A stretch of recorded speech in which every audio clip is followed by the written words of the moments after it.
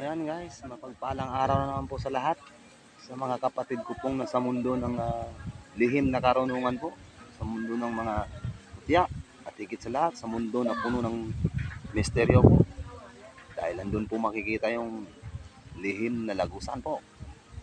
Ayan po, may ipa-flex po ako sa inyo. Ibabahagi ko po guys. Ito po ay isang mutya po. At least may idea na rin naman po kayo mga kapatid ko. Sa araw na po ito may ituturo na rin po po ako ulit sa inyo na isa rin pong mahalagang gamit din po, lalo na sa mga manggagamot dyan. Kailangan po meron ka nito. Ito po mapaalala ko po sa lahat ng mga kapatid kong sugurin ng Diyos. Pag pumasok po kayo sa mundo ng opensa, kailangan may matibay din po kayong depensa. Tandaan nyo yan. Pag mahina ang depensa nyo,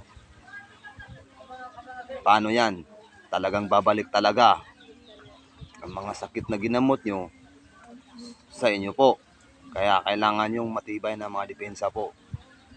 Hindi po yan makikita po sa orasyon. Hindi po yan, depende na lang po yun.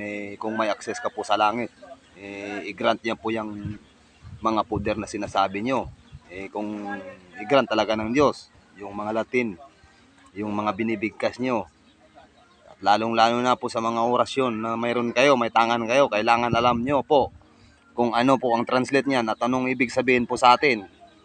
Huwag kayong bastang magtangan ng mga orasyon na hindi nyo alam na kung ano po ang ibig sabihin niyan. Kayo rin, maminsala din yan sa inyo, hindi nyo alam. Balang araw, may mangyayari talaga sa inyo na hindi maganda.